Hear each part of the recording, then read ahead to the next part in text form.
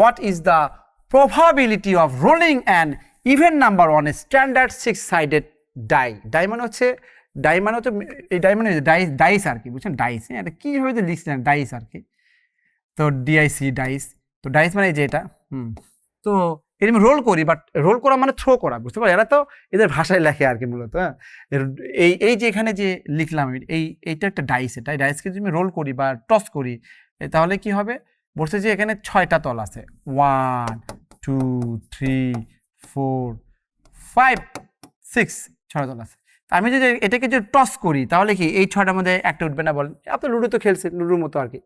তো বলছে what is the probability, মানে প্রবাবিলিটি কত, এটা ইভেন নাম্বার, মানে আমি রোল করলে এটা ইভেন নাম্বার হওয়ার সম্ভাবনা কত? ইভেন নাম্বার কটা আছে?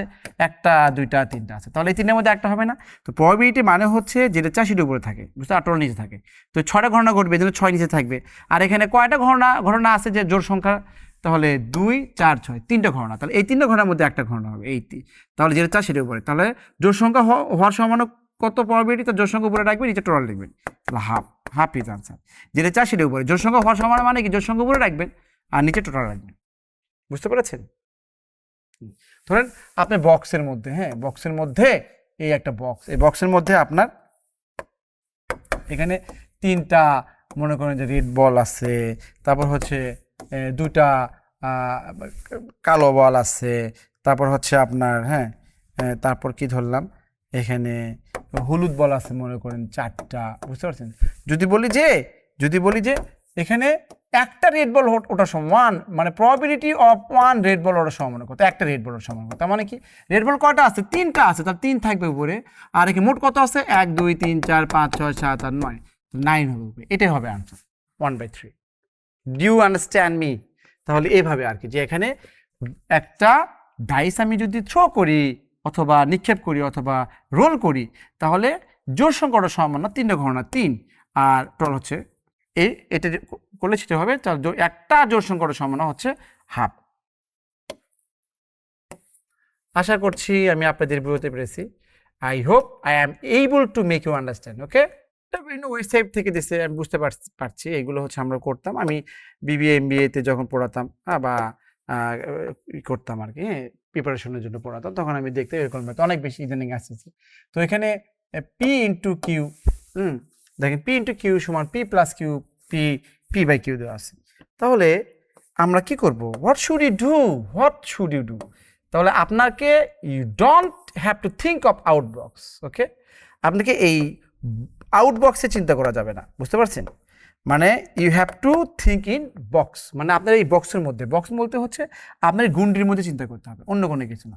এখানে পি ইন্টু কিউ সমান P plus Q, P by Q দিচ্ছে, তাহলে পির জায়গায় এখানে 8 দিব আর কিউর জায়গায় 2 দিব, তাহলে কি হয় বলেন তো? এখানে 8 হবে, এখানে 2 হবে, এখানে 8/2 হবে না, তাই না বলেন? এটা দেওয়া আছে এরকম আর কি, লিখে দিচ্ছি, তারপর লিখে দিচ্ছি, এখানে হয়ে যেত পি প্লাস কিউ, এখানে কত? p/2। আমি আপনাদেরকে ভালোবেসে আমি আবার লিখে দিলাম। ওকে, ভালোবেসে মনের মাধুরী মিশে আমি লিখে দিচ্ছি। এখানে দেখেন, এখানে 8 × 2 দেওয়া আছে, তাহলে এখানে অবশ্যই 8 + 2 দিবেন, এখানে 8 ভাগ এখানে 2। The thing is very very much simple. Okay, আমি একটু জাতীয় সঙ্গীতের মতো একদম ভেঙে লিখেছি। ওকে, কেউ মন খারাপ করবেন না। এখানে 4, এখানে 8 এবং 4 12 14 হয়, তাহলে আনসার হবে 14, এর মান হবে 14। আবার 8 × 16 বলেন না। ওকে, আবেগে বলা যাবে না, বুঝতে পারছো? You have to be logical. Okay, you have to be logical. Absurd বাদ দিতে হবে, অ্যাবসার্ড আইডিয়া বাদ। তাহলে এখানে আর কি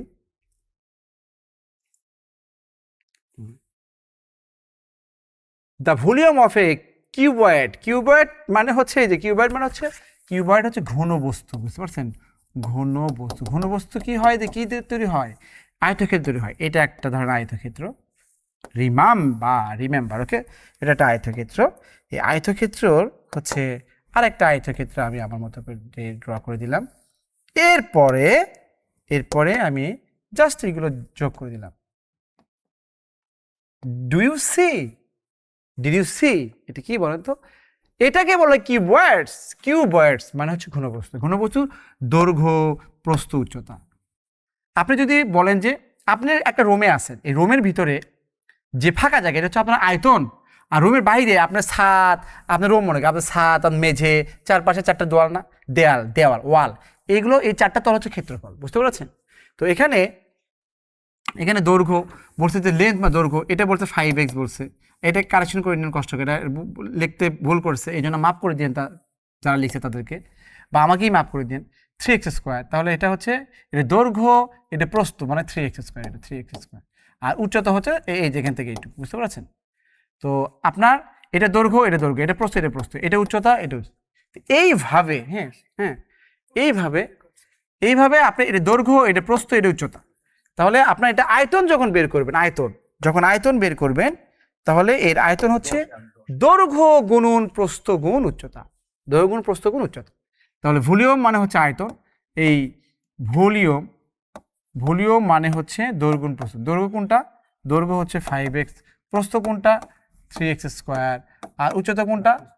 7x⁴। এখন দেখেন এখানে 5 3 7 গুণ করলে 105 হয়, আর ওই যে বললাম না যে এখানে এক্স এর পাওয়ার এখানে এ, এক্স এর পাওয়ার এখানে বি, সেম হলে বেস তার পাওয়ারগুলো যোগ হয়ে যায়, তাহলে a + b হয়ে যায়। তার thing is very very much simple.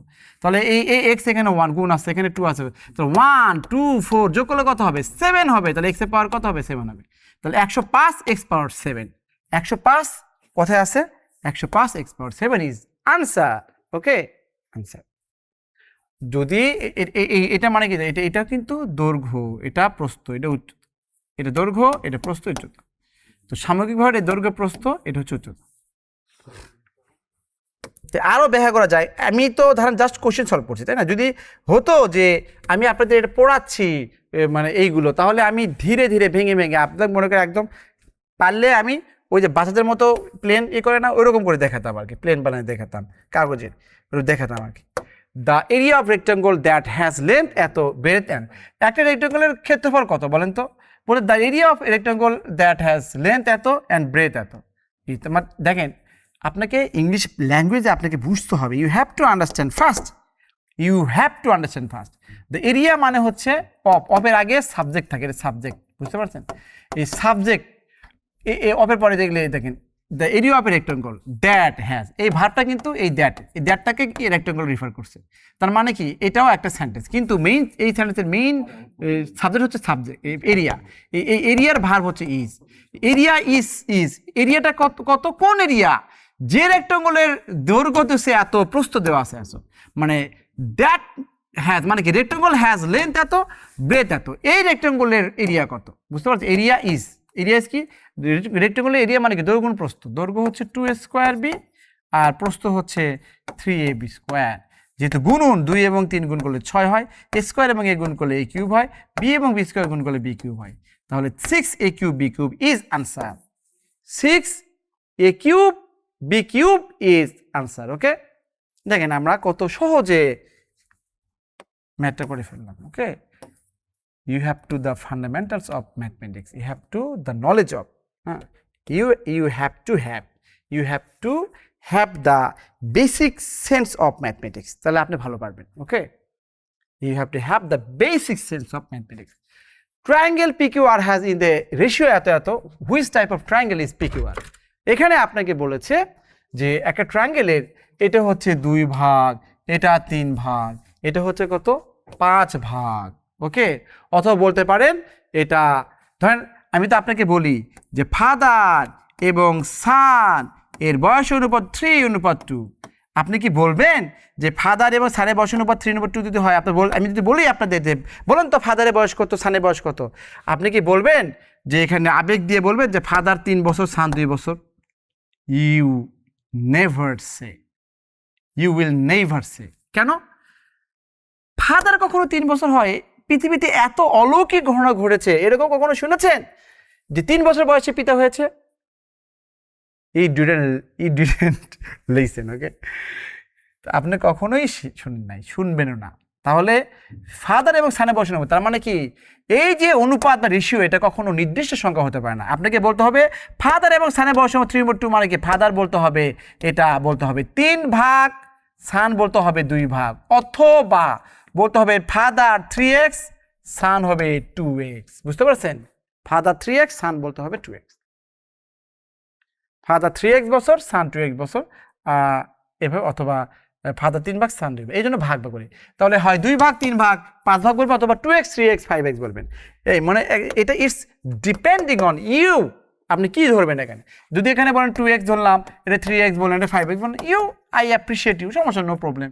তাহলে এখানে লিখে লিখে আর মুখে মুখে করলে 2 ভাগ 3 ভাগ 5 ভাগ মানে 10 ভাগ, 10 ভাগ মানে 180, তাহলে 1 ভাগ মানে কত, এরকম। এই 10 ভাগ হচ্ছে কত, 180।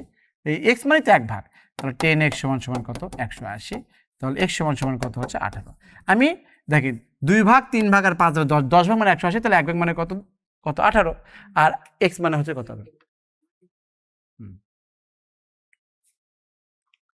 x সমান সমান কত হবে, 18।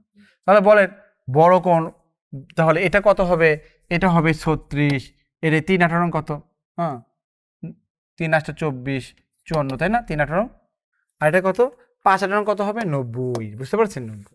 তাহলে যে তাহলে যে ত্রিভুজের একটা কোণ 90 ডিগ্রি তাকে কি বলে, সমকোণী ত্রিভুজ। আর তো কোনো কথা নাই, রাইট অ্যাঙ্গেল মানেই তো সমকোণী ত্রিভুজ। Do you understand me, do you understand me? I think I am able to make you understand, okay?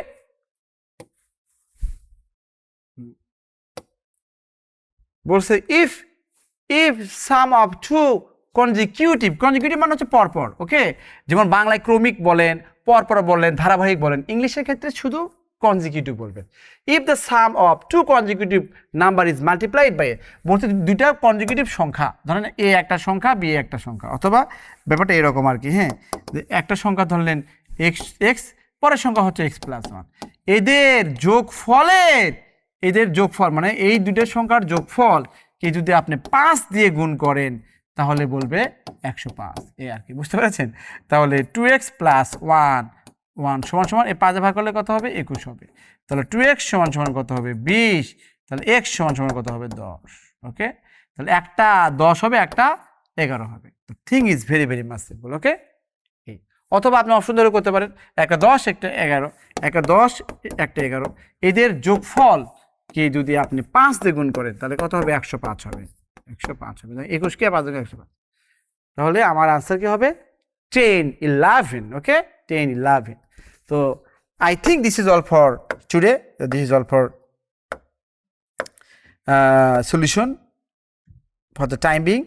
তো আজকের জন্য মনে হয় আর নাই, হ্যাঁ, কারণ আমাদের এই তো খুবই ভালো লাগলো আপনার সাথে ক্লাস করে।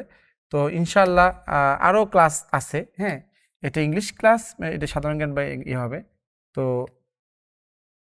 সাধারণ জ্ঞান। তো আমরা হচ্ছে ম্যাথমেটিক্সের ক্লাসটা আমরা করে ফেললাম, যে এখানে আমি আবার বলে দিই যে আজকে কোনটার ক্লাস করলাম, আজকে হচ্ছে মানে হচ্ছে combined 9 banks and financial institutions, পদের নাম হচ্ছে অফিসার ক্যাশ।